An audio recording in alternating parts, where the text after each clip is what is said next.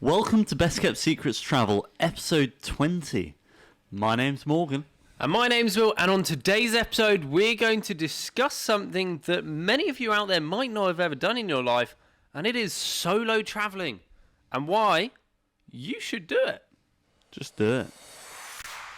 Best friends, and that's for life. Who stay traveling? I'm talking worldwide, 65 countries between the two. Every moment is so unbelievable. Sharing the best kept secrets about the trips and mistakes they made that they can't forget. So tell me if you're ready for a time to remember as they gear up for the next adventure. Yeah. Woo! Best kept secrets travel. So, Morgan, one of your favourite things in the world, solo travelling. Are you excited to discuss this today? I'm very excited to discuss this today. So we're going to talk about some of the best reasons why you should solo travel, some top tips about solo travel, how to stay safe, a bit on mental health as well, because I think that's very important, and also what solo travel teaches you.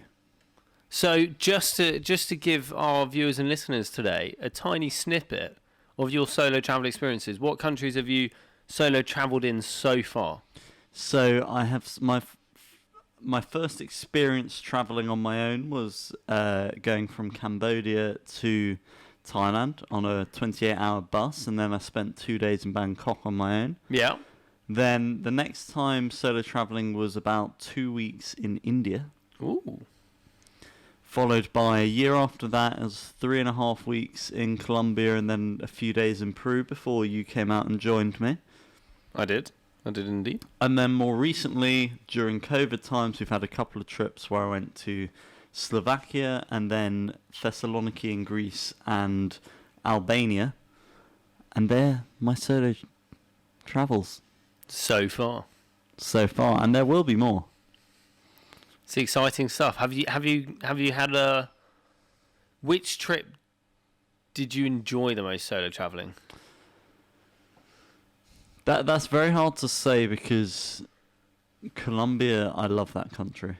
And I also spent 3.5 weeks there. So that is a lot longer solo travelling than my trip that I spent in Slovakia, where I was going through a bit of a tough time at the time and I just needed to get away. Yeah. And I had the most amazing experience. The first half of the trip was pretty much alone because of COVID. There was no one out there, no one in the hostel. So I just did everything by myself, ate by myself, did it all. And then the second 2 days of that trip, because it was only 4 days, the hostel was completely full. I went to Bratislava completely full. There were bar crawls, really social. And it was just the perfect trip. So it's hard to say which was better because Colombia had some extreme highs and then some lows, whereas the shorter trip was just one activity, but all high. But then overall, Colombia, there were more highs because it was longer. So I would still say Colombia. That's pretty...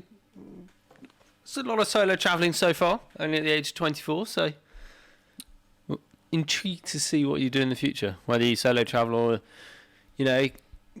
go with mates, just plan something. I'm intrigued.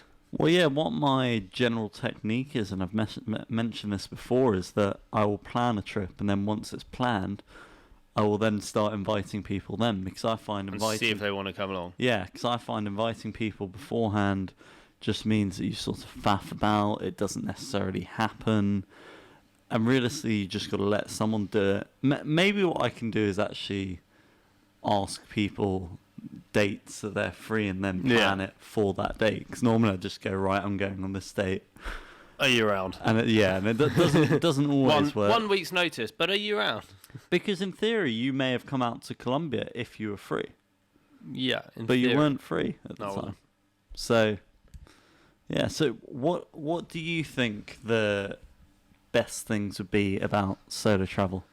So we even discussed this, not even just about solo travel, but also when you go from a bigger group to just the two of us traveling together, is the bigger extent of freedom and flexibility that you gain when you go from a group of 6 to 2 people, or even 2 people to 1 person, is the smaller your group gets down to solo travel is the more it's up to you what you're doing, the more flexibility you have, the more you can just go and do whatever you want and go as fast or as slow as you want in that holiday. You could end up going, actually, you know what, I'm really enjoying here on my own.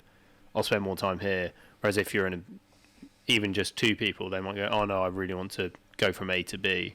And you're like, actually, no, I'm really happy just hanging around in this zone differently. So I think that's one of the biggest things is with solo traveling, it's like the extreme of freedom to do and extreme of flexibility because you can adjust however much you want to. It literally is the physical extreme of you can literally do whatever you want. Yeah. Whenever you want. As long as it's legal. As long as... you stole the words from my mouth. As long as it's legal. As long as it's legal. And as long as the activity's happening then. Because you may want to do a tour at 9 p.m, but they may not do tours at 9 p.m. Yeah. Another thing that I always find with solo travel, and I think it basically intensifies the fewer people that you're traveling with, it's just easier to make friends. Yeah. The bigger the group is, the less friends you make in general. Yeah, you feel less need to go and chat. Yeah, the smaller the group, the more you need to just go meet people. And it pushes you not necessarily outside of your comfort zone, but quite often outside of your comfort zone. And then you find the most amazing people because everyone's in the same situation. So when you've been solo traveling, do you find that you come across more people who are solo traveling than you sort of realised before? And are you generally making friends with people who are also solo traveling instead of groups? You make friends with both. I think as a solo traveller, couples are always happy to make friends with you because sometimes they need a bit of a break from each other. Other solo travellers are just really happy to meet you always. Yeah. But the bigger the group is, I don't think... So the one time where I've made friends with a group of 4 or 5 girls was in Cusco in Peru. And I went to a bar and I had a beer and I went up to this girl and said, do you mind if I sit next to you? And then I introduced myself. We played some pool and whatnot. But she was on her own at that point and I didn't realise that she was with a group of 4 other girls. Yeah. But that is the only time that I've made friends with a group. And then we all got on really well and we went drinking and you know who I'm talking about. We met these people, were dancing on the tables. It was a lot of flour and a lot of fun.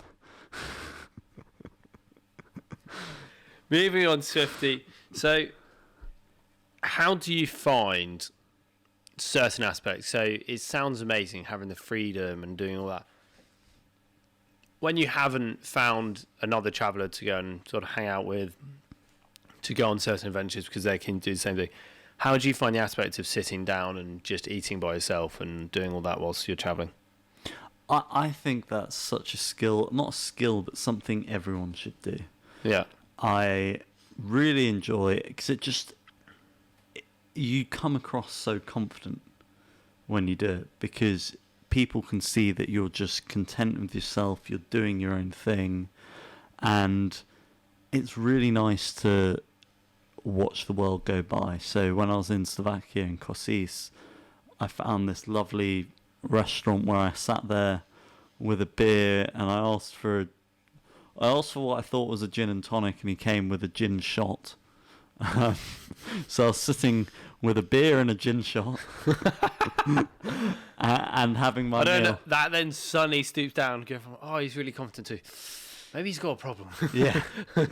But I was just watching the world go by. I was enjoying myself. I was content with myself, just seeing what was happening. I could have, in theory, I could have not forced myself, but I could have gone and spoken to other people.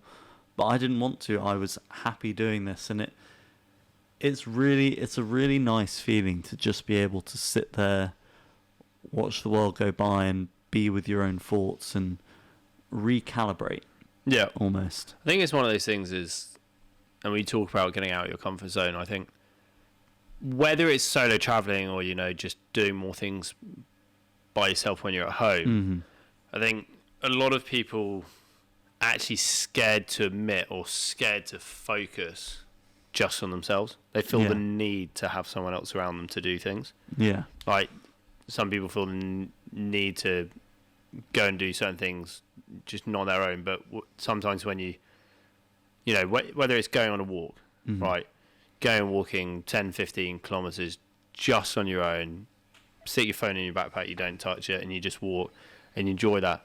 That self-improvement and taking that dive, I think, is probably one of the most terrifying things that people don't realise. Oh, yeah, really going scary. to a restaurant on your own and sitting down and just eating, for example, or going to a cinema on your own. Cinema, yeah.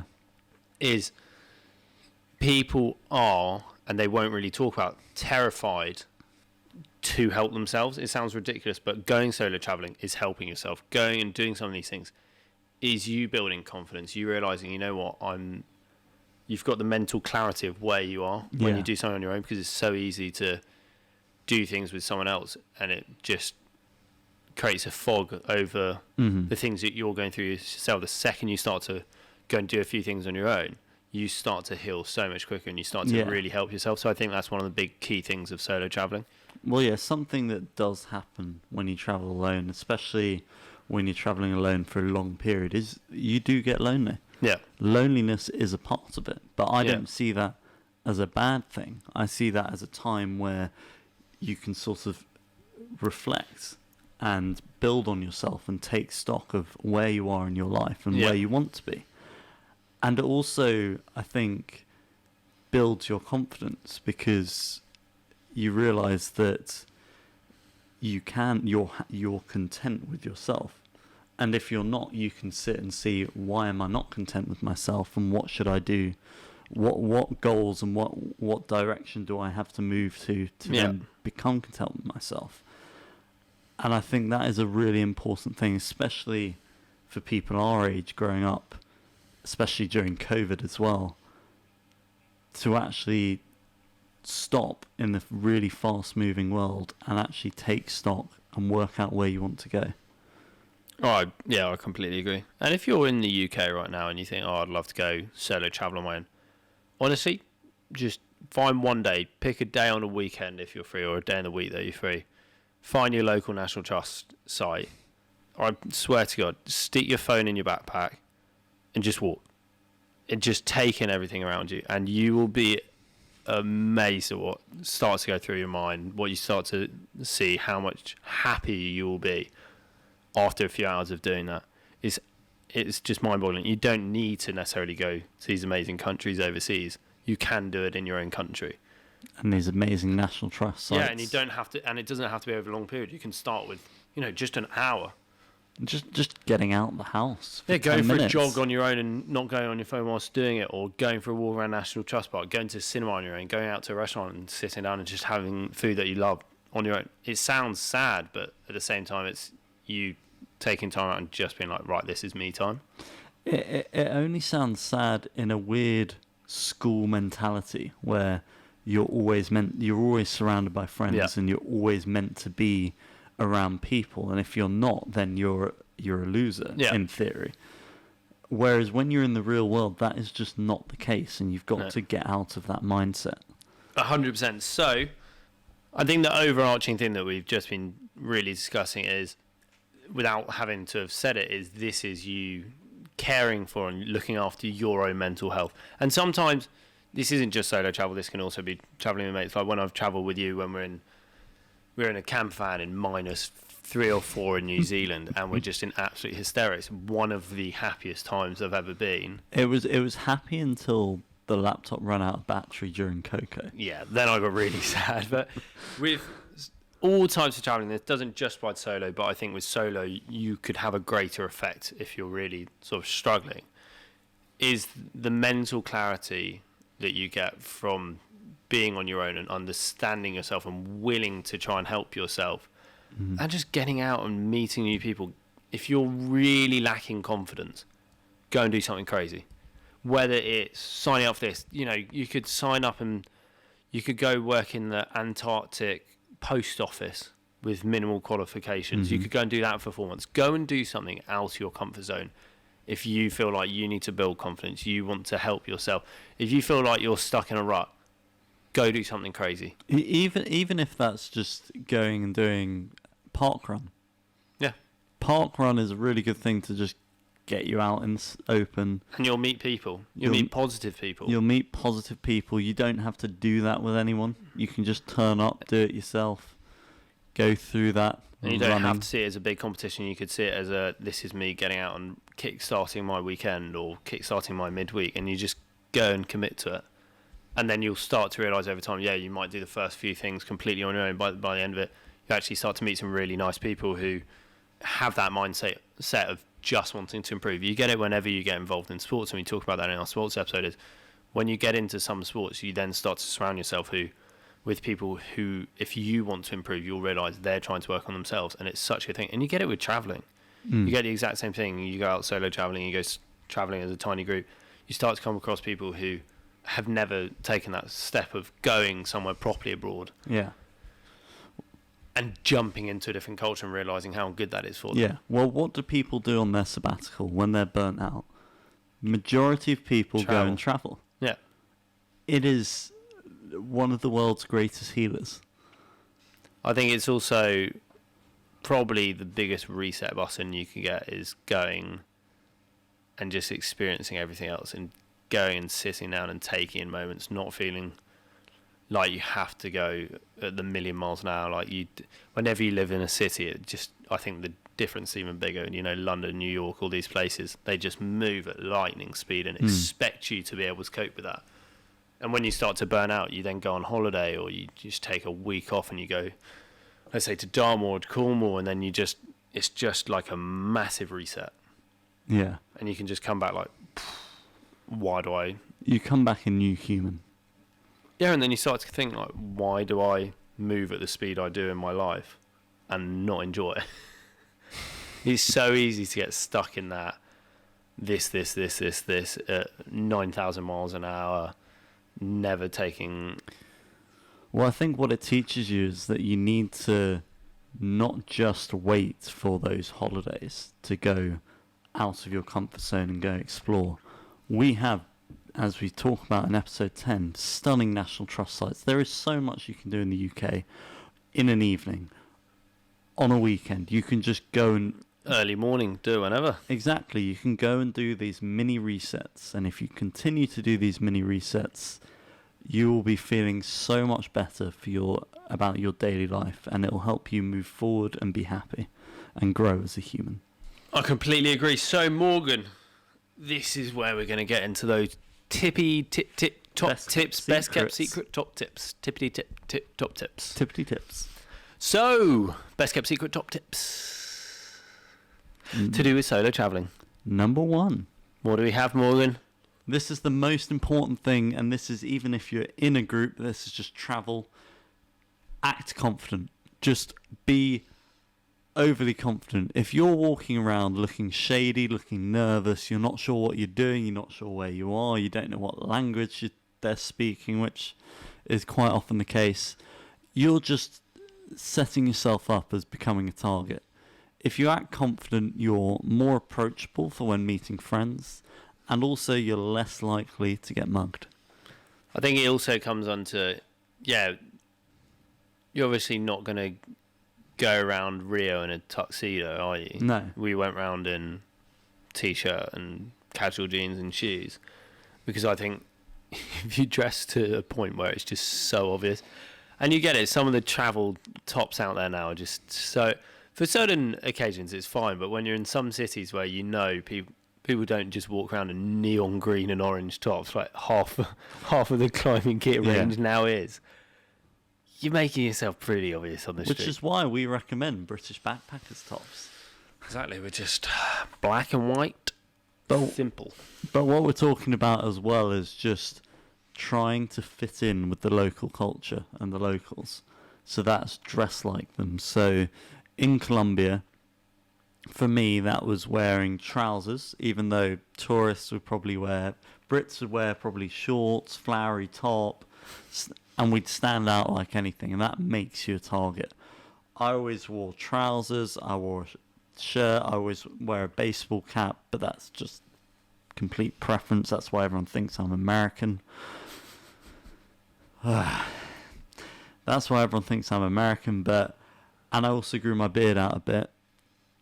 And I think that helps. And What that beard?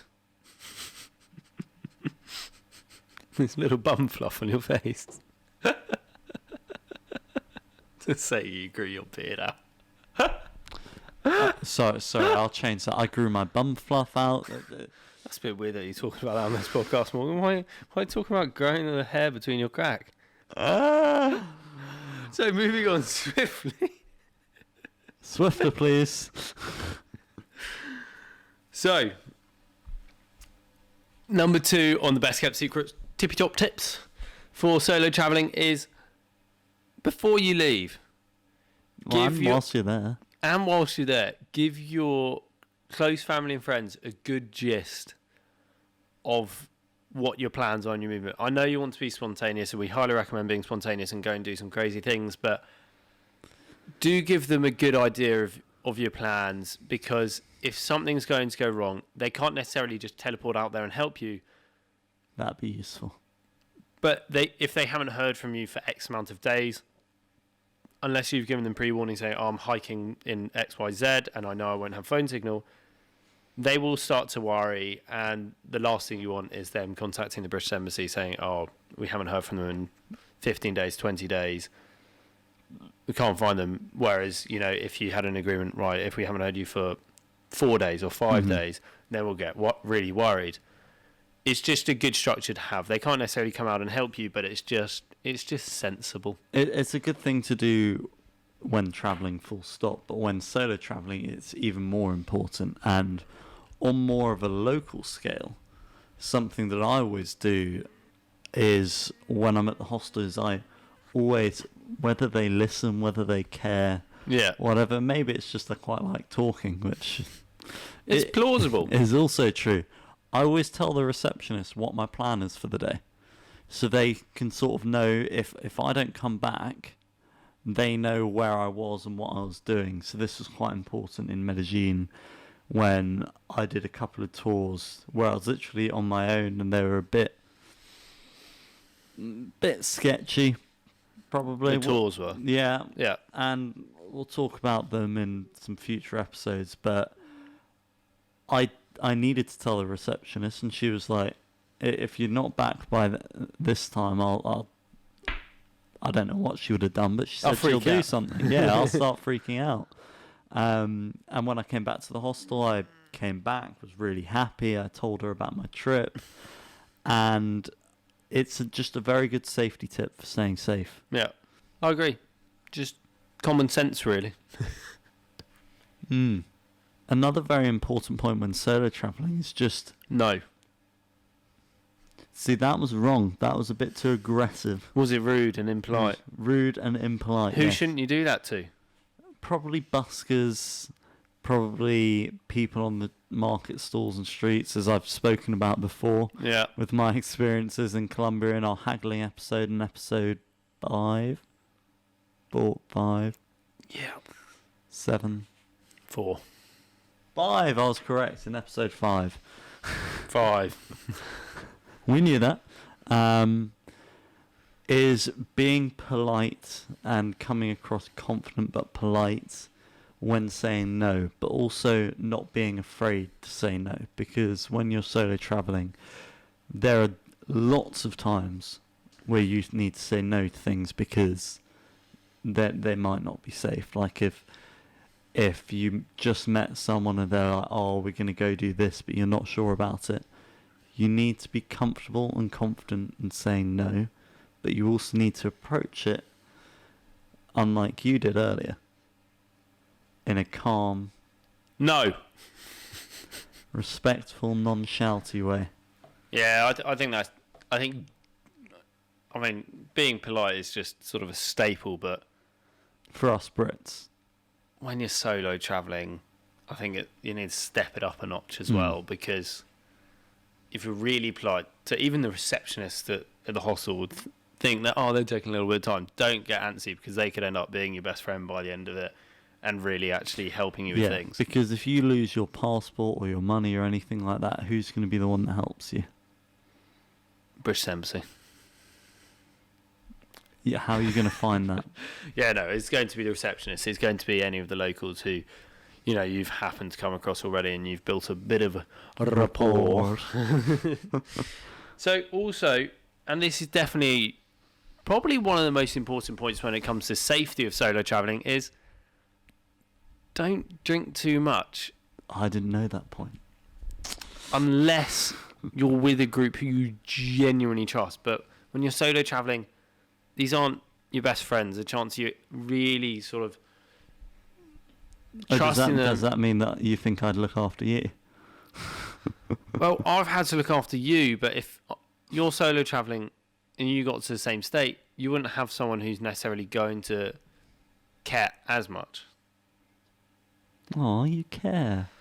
I don't know why sometimes, but it's definitely one of those things. Is just take care when you're out drinking. If you're solo traveling, think about who you're with. Think about the group you're with.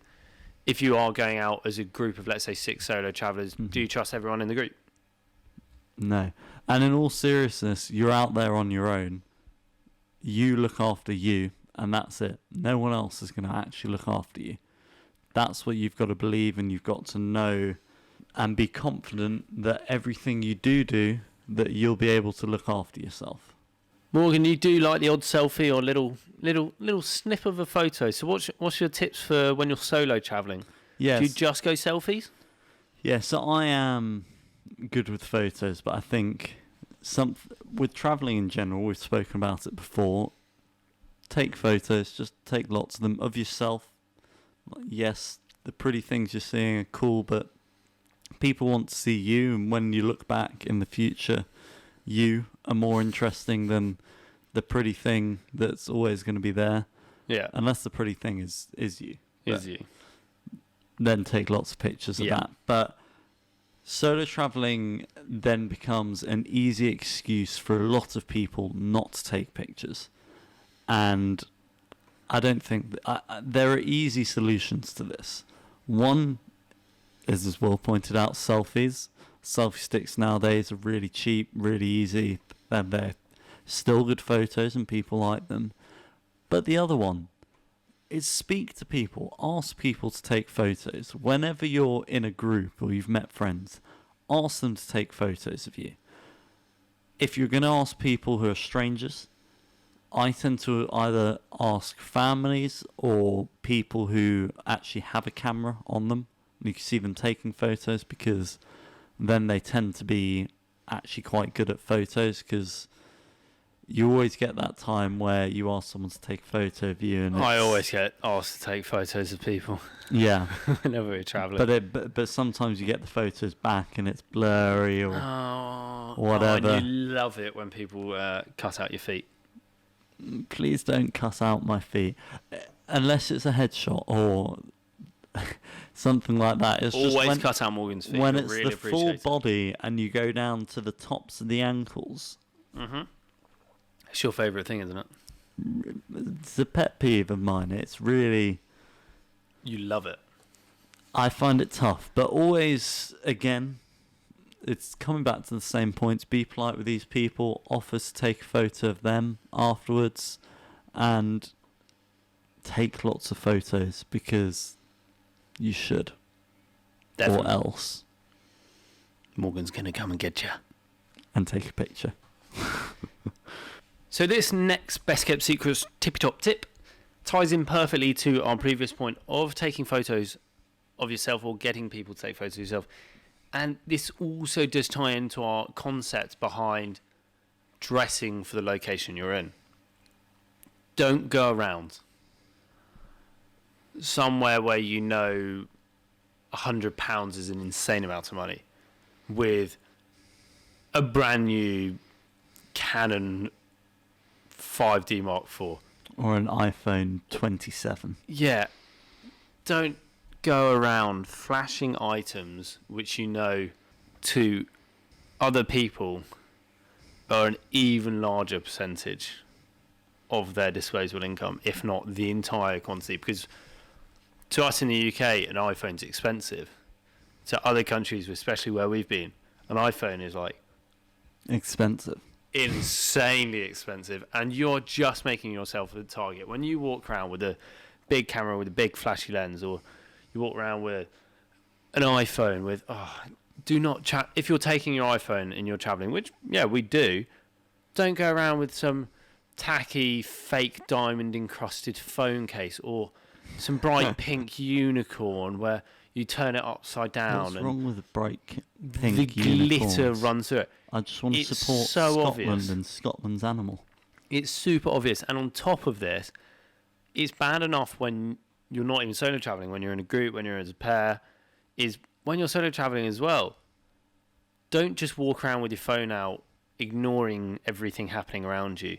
If you are trying to look at Google Maps, take it out of your pocket, look for 5 seconds, try and remember the next 4 streets you have to walk on, put the phone back in your pocket safe, zip it up, make sure minimal people see it, and then just do that in stages. Don't walk around with your head in your phone, ignoring what's going around you. Because With the AirPods in. Yeah, yeah, and with AirPods in, so that even bigger tie is be aware of your surroundings when you're doing these things. But anything flashy makes you a target, whether it's going to happen instantly or someone's going to notice it in the hostel and then you come back to your hostel room and someone's stolen half your backpack.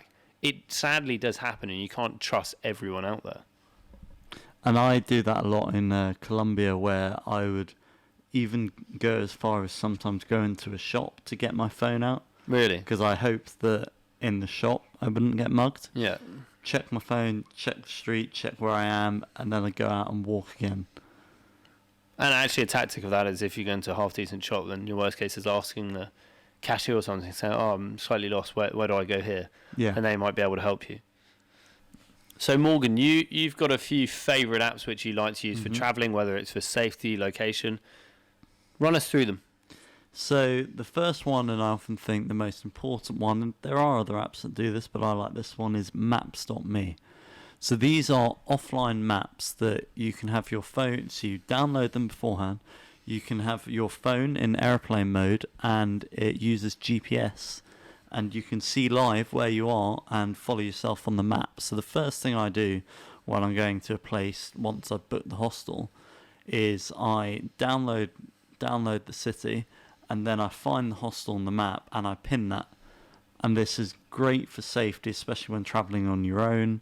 And we had this a lot of times in Thailand, where the tuk-tuk drivers, and India, where the tuk-tuk drivers would drive you in the wrong direction. They say, yeah, I know where that is. They drive you in the wrong direction. And they do that because they just want to put the price up. Yeah. And this way I could follow myself on the map, and I could go, right, you're going the wrong way, I want to go this way, and they'll get you there a lot quicker. And it also helps when you're walking around and trying to go to different places. You can find it on the map, pin it, and follow all the roads. Or when you don't have phone signal, we use it in New Zealand in certain bits to try and remember where stuff was.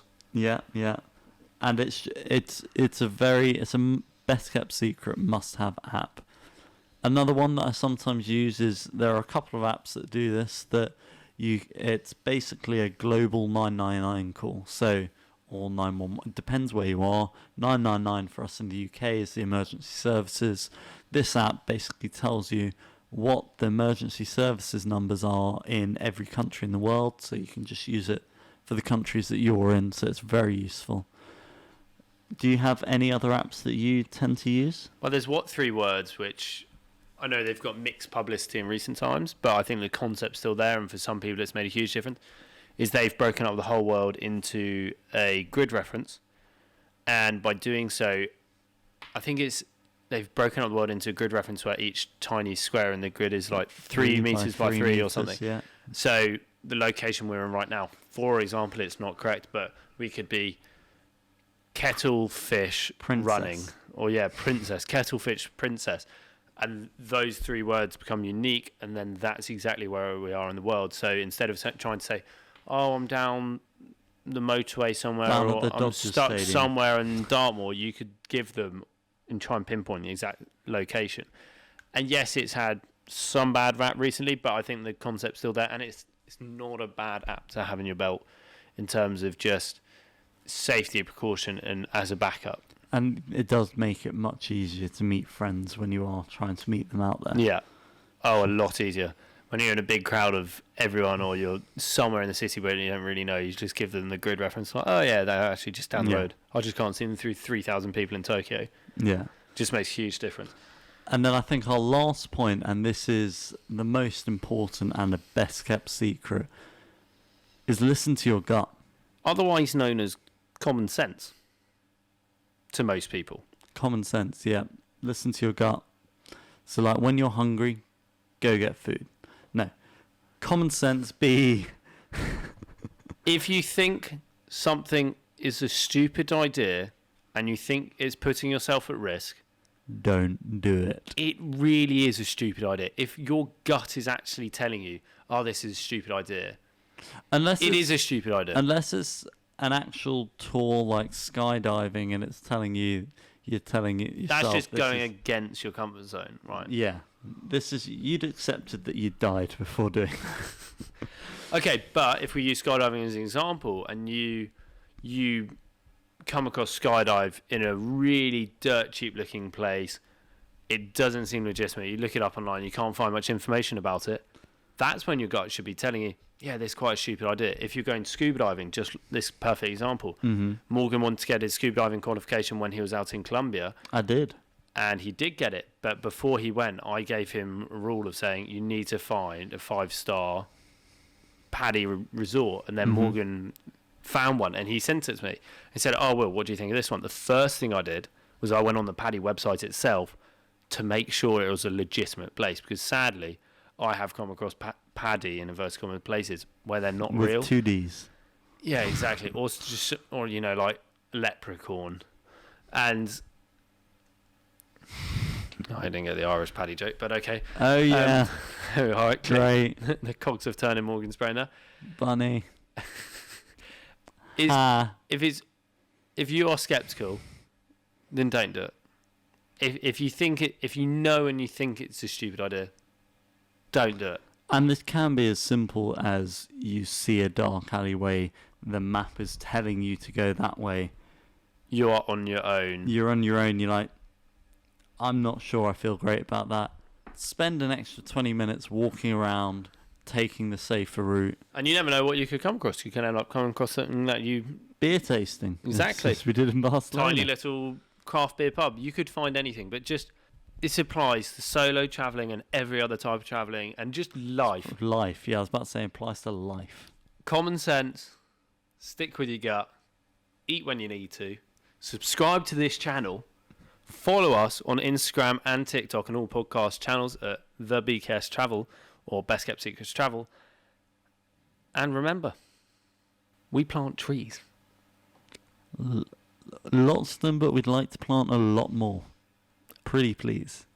One for every 50 downloads on podcast channel will go to one of our favourite countries in the world.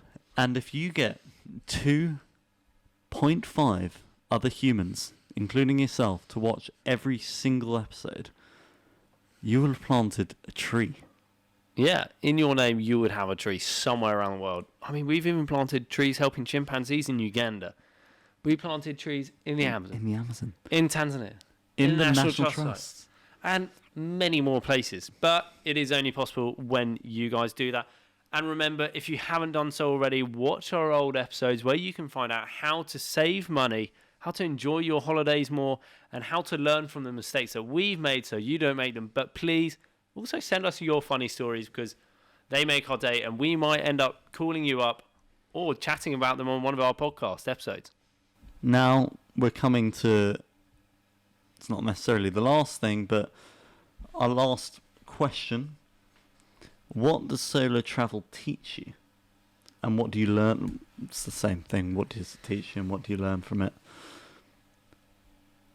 I think one of the things that we both found in Bolivia was don't always believe everything you see in the media. Yeah. The media, it tries to scare you. Always does. Always does. And we were That's told... basically a mini civil war going on. Yeah. Which was actually happening and there were some people dying. Race around the world? TV show? Yeah, the TV show Race Around the World. They avoided La Paz, and we went straight They to it. avoided the country, Bolivia. Did they? They got everyone out of the country. Oh, we went. Because we went straight towards it. all governments told you not to go there. But we listened to our gut and we did some cost-benefit analysis. And thought, we'll survive. Worst case, my insurance will cover me for civil war. Yeah. Worst case, we get stuck there. Well, that's probably not the worst case. But we still went there and we had an amazing time. There were some awful things going on around the country, but the people that we met and the locals that we met were so grateful that we actually still came out because it's their livelihood. They closed basically every hostel apart from one. Yeah, they were nothing to do with they weren't involved with what was going on. All they were thinking in their mind was that their livelihood is going to go. And they were so grateful for us. And it was sad, but it was a surreal experience to actually go when they were quite desperate at that time. Prices were skyrocketing because of various panic buying. Chickens was really expensive. Gas became by gas I mean petrol. Petrol became the same price, if not actually a tiny bit more expensive than it is in the UK at one point. It was more expensive. And normally it's about a sixth or an eighth of the price here. And the queues, the craziest thing, and actually we'll talk about it more in another episode, was the queues for the petrol. It was nuts. So we've also got, it teaches you to be a problem solver, to come up with solutions when something goes wrong because you're so much more independent. You don't have someone else to bounce ideas off and to rely on. Well, yeah, you don't have, this has gone wrong, it's been cancelled. Well, can you sort this out? Or when you're having your down days, it's you working on yourself. When you're having your up days, it's you loving life on your own. It's that independence. It's that, I can really do this when I get my mind to it, attitude. And then we spoke about it earlier, is you have to become creative in the way that you socialise, the way you take photos, the way you organise your whole trip. Is you need to think, right, how can I do this in a safe manner? How can I still do this efficiently, cost effectively? When I'm on the plane, do I become mates with the person next to me and find out where they're going and carpool a taxi to the next place just to save even more money? Yeah. They're all the different things you need to think about. But it actually becomes quite fun. Yeah, and all these skills you learn, you can then bring back to your real life. Yeah. Your life back home. And you do learn so much.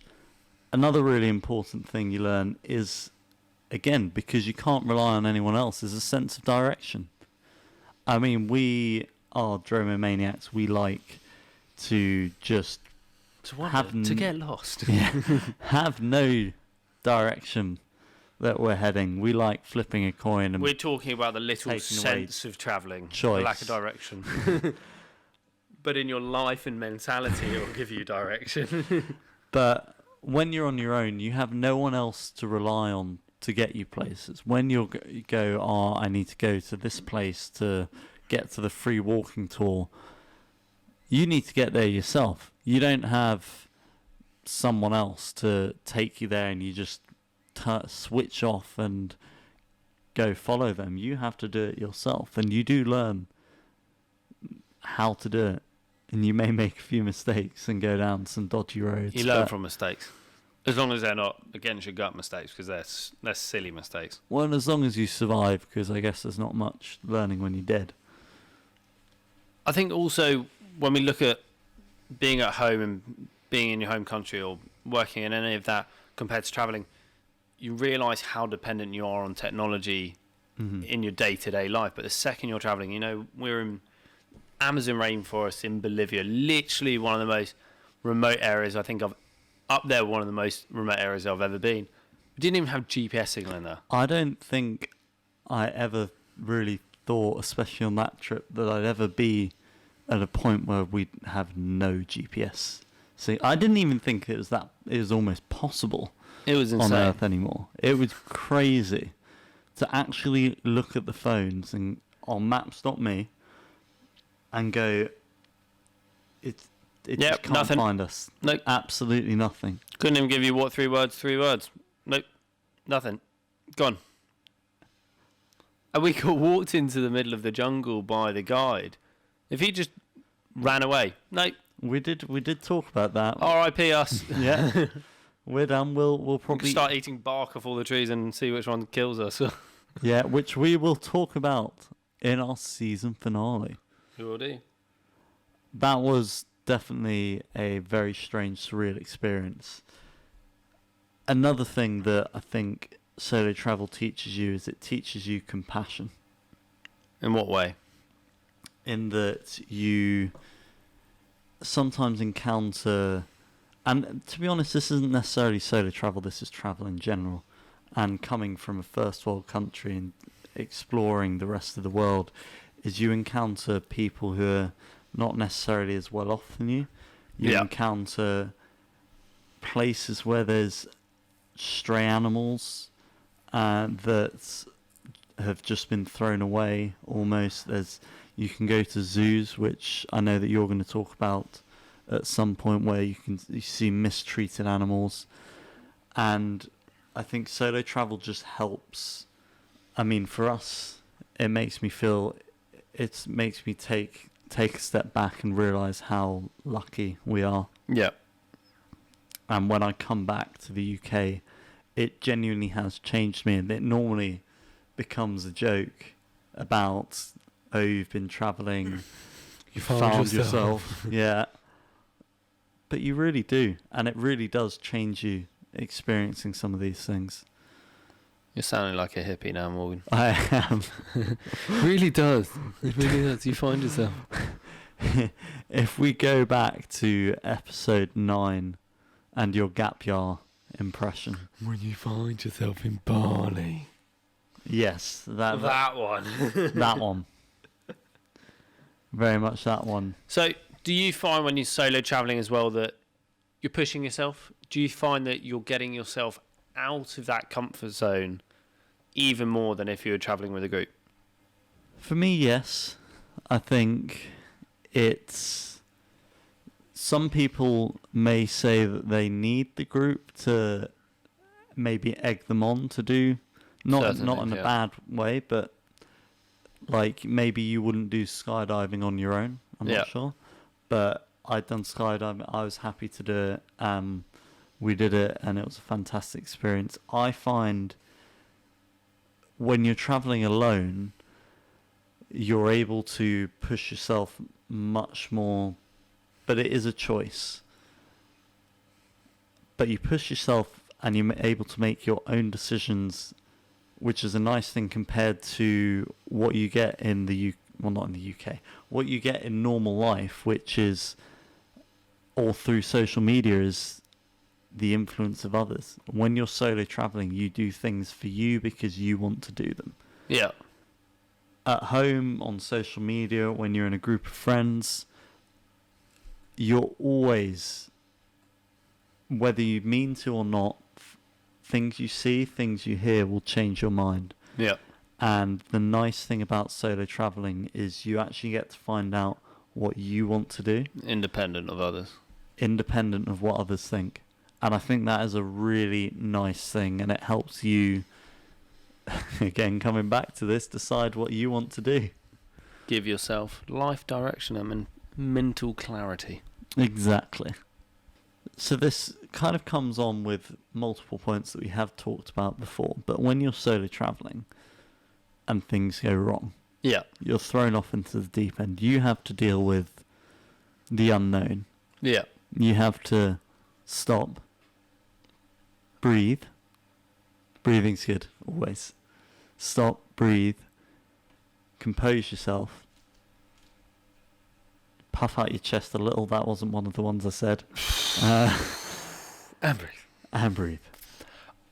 And sort of reevaluate what you need to do and how you need to get out of that situation. Because when you're solo traveling, I think everyone reacts solo. so differently to it. I really don't mind that much when something changes now, and I think that's something. As long as you're not at heights. But I think it's more of a case of you and I have actually adapted quite well to it. I know some people who used to drive me crazy when something happened. Like, crazy. Their stress level of not being able to do something spontaneous, it drove me nuts. And I think you and I actually have got to the point now where when something goes wrong, okay, cancel flight's slightly different, but Because you just get grumpy regardless. well, you've missed your flight and it's messed up your timeline. But if, for example, let's say a road is closed and you thought, oh no, Or the border is closed. We need to take a 45. Yeah, all the borders closed, something like that, or something's happened. I think you and I have now learned that that's just opportunity to do something different. I think if you're solo traveling and you've never had that happen before, it's the mentality you have approaching. It's the same as when you're in a group or if you're in a pair or anything. When you're in solo traveling, you're then making that to a slightly different level. But then the benefit is if you approach it with this mentality, then your whole group, because you're on your own, has that mentality of see the opportunity in something going wrong. Road is closed and you've got a 45-minute diversion. Is there something on that diversion which I hadn't even contemplated before? Something my dad always says is never let a disaster pass you by. Out of the back of a disaster is always where the biggest opportunities come. The best kept secret travel word of wisdom, Adam Saville, I think I agree. We've just adapted to seeing it as actually this is just part of the adventure. Things will go wrong on a holiday. Do not think from A to B it's going to go right. And if you think it's going to go right, then you're just going to be really miserable when it goes wrong. And we talk about this in our planning episode is plan not to plan too much. Otherwise, you're way more susceptible to things going wrong. And there's so much fun in thinking in that. It is such a glass is half full, not half empty attitude of, right, something's gone wrong. Yeah. How are we going to make this different? It's What's the going to end be of the different? world. What are we going to learn? Just want to go home. Yeah, that's such a miserable way, and it can so easily make a holiday super sour if you have such a negative output on any of it. Whereas if you go, you know what, how can we make this better? What are we going to do differently? What bar are we going to? What hostel? Let's just book it. Let's go for it. I think there's fun in that. So I guess that's why you need travel insurance. Yeah. Another point then is endless positivity. Always. Just always. Smile away. Smile away. You're not the Queen walking. Well, she hasn't trademarked it. So when you're solo traveling, and you come across other people or you're come across locals, do you find their opinion affects you more? I always find that speaking to locals is really interesting because quite often they come from even if it's just by nature of coming from a different country, they have a different opinion to me. And I don't see that as a bad thing. Yeah. I think it opens you up to the rest of the world and what the media doesn't show you. And you learn a lot. Yeah. But it's also something that you do need to understand you will come across. But I think, and so don't attack it and be open-minded, but it's a learning experience in that other people's opinions, because they grow up different. So our opinions may align, whereas we might meet someone who has come from a completely different background and has a completely different opinion. And this will likely open up our minds to something that we didn't think of in that way before. And I think that is something that you really get with travel a lot, is just meeting people from different walks of life that you wouldn't necessarily come across normally. Actually makes complete perfect sense. I'm surprised you said that. That doesn't normally happen when I speak. Yeah. Yes. Don't have much to object to at all there. I think as this episode is coming to a little bit of an end, I think these are the great ones to talk about, is about loneliness and friendship when you solo travel. Is we talk about having that mentality and building up that strength to spend time on your own and to understand yourself, but at the same time, wherever you are in the world, you will feel, right, I'm going and doing this is a bit crazy, I don't know how many people ever do this.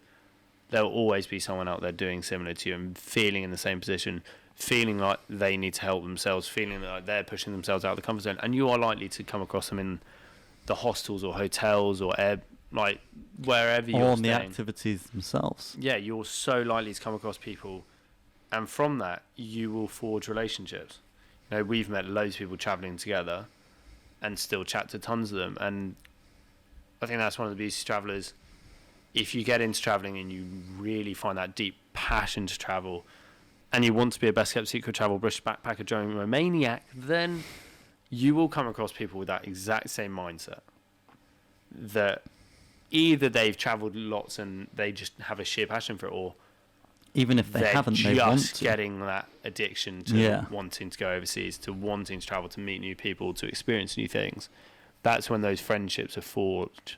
And yeah, you're right. It's meeting people with the same mindset of you, who want to do the same things. And when you travel, you are shocked in how you find that you are never alone. You will always find other people doing activities. I think a good way to meet people, and I did this on my most recent trip to Albania, is do a free walking tour, because everyone there wants to learn. They're not likely to be locals, so they're always going to be travellers, and you can just go and talk to loads of people and meet loads of people there. And I'm still talking to 3 people that I met on that walking tour, and yeah. How often do you speak to them? Well, currently every few days, Which is quite impressive. because the trip was maybe a month ago. Okay, so you're still chatting quite a lot. We're still chatting to people we met in Sharp Bay. Australia and Peru and all over the world. It's crazy when, even just a week-long excursion or 5-day excursion, how quickly you can forge a relationship. Yeah, I met someone in Lima, and we met at the hostel. We actually met on the free walking tour, thinking about it, which I didn't realise now coming to the story. And our whole walking tour went out for a meal. We then did karaoke, went for drinks, and then the next day a group of 4 of us went and we went surfing. And then, so she was a solo traveller, and she was meant to go to Bolivia, but had the same decision that we had. Yeah. And she decided not to. She went to Argentina instead, and we turned up at Bolivia when everything was dying down. She turned up at Argentina when everything was starting, and she tried to go there because it was safe. Just regret. Yeah, total regret. But we kept talking just because we really got on, and we were meant to meet in Bolivia. About half a year later, she happened to be in London, and she messaged me out of the blue saying I'm in London, and I told her we should do something, and she actually made an effort and got a train an hour out of London to Surrey to come see me again. And we didn't So romantic, Morgan. we didn't really think about it until then. She had actually just gone through a breakup like the week before, and she was so excited to come see me. Not for any of those reasons. So another reason solo travel, you can find love. Not for any of those reasons, but she just wanted to, again, same with travel, get out of her life. Yeah. Just go do something not necessarily outside of her comfort zone, but go and see someone that last time she saw them, she was Having fun. in Peru having fun, karaoke, surfing, and we went to a national trust, we went for walks, and we didn't realise, because it felt like we'd known each other for so long, we didn't realise that we've actually physically spent together a day and a half, from the free walking tour to the surfing. Yeah. A day and a half, and then she's in London and decides to actually come out to Surrey and see me. And that just shows how intense and how strong the friendships you make when travelling. It's the same with Red Bull Can You Make It. I was in Medellin, and I randomly found out that someone I knew there, knew from Red Bull, was actually there. And I went and did so much with them. And again, we thought about how much time we'd actually spent together. And we realised that we did one of the activities, which was dad jokes, and saw each other at the start. And then we didn't see each other again, saw each other at the end of the race. We'd barely spent any time together, yet we felt like really close friends. And we still talk on a regular basis. And this was, again, probably in 2018. That's pretty cool. And I could keep going with the amount of stories. I came back from Albania, didn't even realise I knew people from Albania. And I had messages from people from the Red Bull competition. Oh, you're in Albania? Who I met once or twice. And again, they're messaging saying, you should have reached out, we would have shown you round, I would have loved to have seen you again. Should have done it. I regret. Hindsight's a beautiful thing for all of us. But you forge the most intense, deep relationships with people because you're pushing yourself out of your comfort zone and you're both in it together. It's a beautiful experience. So to wrap up the episode, go solo travel. And if not solo travel, go travel. Go under this video and subscribe and click that notification bell. Follow us on all podcast channels. Download the episodes with your family and friends. Plant some trees. Go check out our TikToks, Instagrams. Message us with any fun stories you have about solo traveling or any questions you have, and we'll answer them in future episodes. And remember, we are the channel to save money. Enjoy your adventures. Learn from our mistakes. And our wins. And our wins. Yeah, not just the mistakes. And our wins. And our wins. And roll the outro. No. Roll the outro. No. Now roll the outro. Roll the outro. I organised this edit. Roll the outro now. No. Roll the outro. Roll it now. Wait. One, No, wait. 1, 2. Roll the outro. No. Right, that's it. Yeah, let's make it happen. I hope that you can handle going on adventures, best kept secret travels. Yeah, all over the globe, having fun, you know the deal. Amazing secret locations, hang out with Morgan and Will. Educate and entertain, haggle in the market, sharing their experiences. Time to get it started. Let's go.